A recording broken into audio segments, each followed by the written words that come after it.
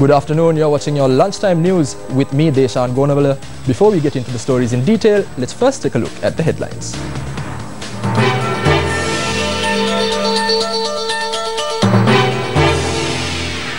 Special Commission gazetted to look into salary anomalies of public sector employees. Muslim devotees around the world celebrate Hajj.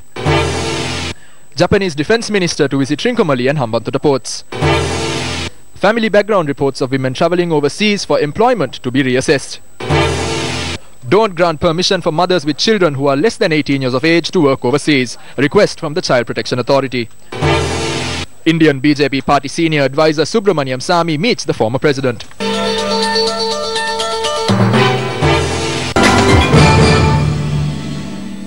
Now in your lead story this afternoon, President Maithripala Sirisena has appointed a special commission to study the discrepancies in the public sector wages and to formulate a national policy on the matter. The Special Salaries Commission appointed to Administration Officer S. Ranuge.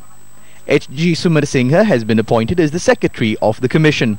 The Commission is set to consider the current anomalies in state sector wages and made recommendations on how they can be addressed. In addition, the Commission has been asked to monitor the recommended wage structure change to the Sri Lanka Railway Department and to offer solutions on how to solve these issues. Further, the Commission will also investigate means through which they can minimize the anomalies currently affecting the railway, health, higher education, tertiary education and postal services sector. The Commission includes several senior officers attached to public administration, education and the legal sector. Now, Muslims around the world celebrate the festival of Hajj today. As per the words of the Holy Prophet, Muslims around the world must celebrate Eid AlAdha or the festival of Hajj by coming together in harmony. Followers of Islam in Maharagama also paid reverence at the Masjidul Azriya Mosque. Another ceremony was held at the Al-Mubarak grounds in Biagama under the leadership of Maulavi Ashik Lafar Ajuar.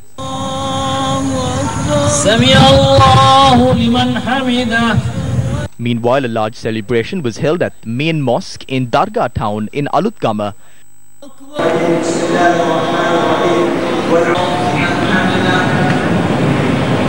Releasing a message on the festival of Hajj, President Maithripala Sirisena said that the festival of Hajj shows the world the importance of overlooking barriers and coming together as human beings.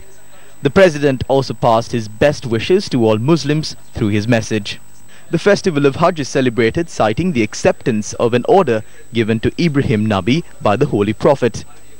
The Hajj pilgrimage is considered one of the 5 main responsibilities of a follower of the Muslim faith. Today also marks the end of the holy month in Mecca. Now, the visiting Japanese Defense Minister arrived at the Trincomalee harbour earlier this morning. Japanese Defense Minister Otsunori Onodera arrived in the Eastern Naval Command earlier this morning.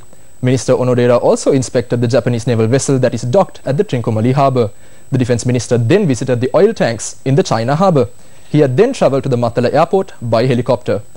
Moving on to some more local news, JVP Uva Provincial Councillor Samath Devaidiratna addressed a meeting in the Bandarawala area. Everyone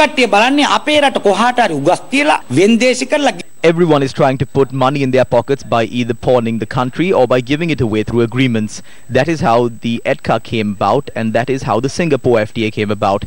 The country is not owned by them for them to give it away through agreements. They are merely caretakers for 5 years. They do not have the right to sell off these as they want to own it. We ask Maithripala and Ranil, are you giving this away thinking that they are your property? If you sell the country, the people in the country will sell you off. The crown will be removed. That is the situation you will have to face. The Singapore FTA is not legal. Do you know why the country is being buried by Singapore? It is because the rulers receive advantages.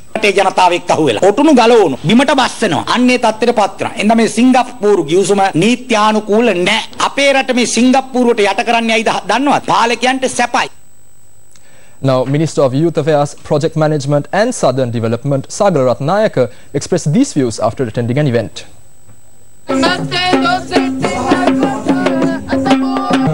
The foundation stone was laid for a new building of the National Youth Corps. The estimation of the building stands at 30 million rupees. අපි ක්‍රමක්‍රමයෙන් ගොඩනගමින් ඉදිරියට ආවා. ලේසි වුණේ නැහැ. We have come forward systematically for 3 years. It was not easy. The steps that we had taken to establish democracy and the rule of law were not easy.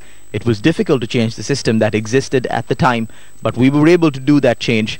For 10 years, the Mahinda Rajapaksa government had constructed 171 kilometers of expressways. We will construct 183 kilometers in 3 years. We will finish what they did in 10 years in 3 years. Now in some more political news, Minister of Social Empowerment P. Harrison expressed these views following an event at the Foundation Institute in Colombo earlier today.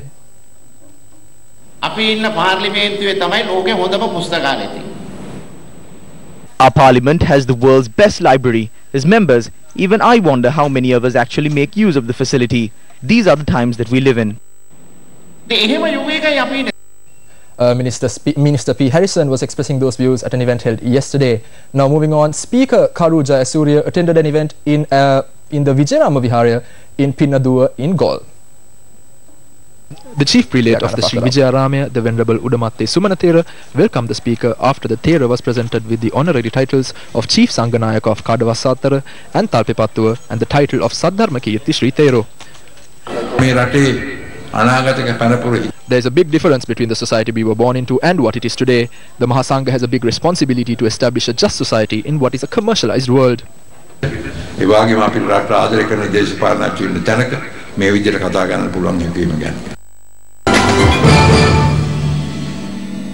In more local news, a committee has been appointed to reassess the family background reports of Sri Lankan women with children who travel overseas for employment. The decision was reached at the cabinet meeting chaired by President Maithripala Sirisena yesterday. Minister Vijayadasa Rajapaksa said that the committee include ministers Dr. Sarathamunugama, Harin Fernando, Talatatu Korala, Chandrani Bandara regarding the family background reports that are submitted by women who travel overseas. The minister added that a number of scams have taken place over these reports. He said that attention has been focused on an alternate procedure to replace the current system of submitting family background reports. Under the current law, women with children below the age of 5 are not allowed to travel overseas for employment. Now, the National Child Protection Authority has requested the Ministry of Foreign Employment to disallow women with children below the age of 18, to travel overseas for employment. Chairman of the Child Protection Authority, H. Abhay Ratna, said that the Secretary to the Ministry of Women and Child Affairs had forwarded the letter to the relevant ministry. He added that the Foreign Employment Bureau had inquired on the legal aspect of women with children below the age of 5 travelling for employment overseas.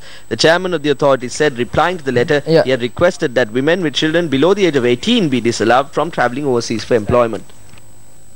An individual who was suspected to have been shot had died after being admitted to the Anuradhapura hospital. The Tirappane police stated that the police station at the hospital informed them of the developments earlier today.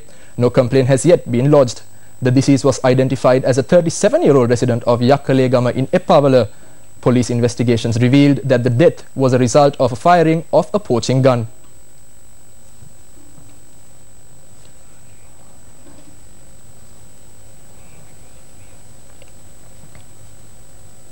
Now, a group had robbed 12 million rupees from a businessman in the Denipitiya area in Valigama. The theft had occurred while the businessman was travelling from Bandaravala to his house in Denipitiya. The businessman said that he was stopped near his house by a group claiming to be STF officers and that the 3 suspects had fled after robbing the money. He added that the group carried weapons. The Valigama police have commenced investigations into the matter. Senior leader of the Bharatiya Janata Party, Dr. Subramaniam Sami, has met with former President Mahinda Rajapaksa today. The meeting had taken place at the Madamula residence of the former president. The BJP leader has paid his last respects to the remains of the former president's brother, Chandra Rajapaksa. Well, that's the end of lunchtime news. Stay tuned to News First and join us again at 1:55 as we bring you the very latest.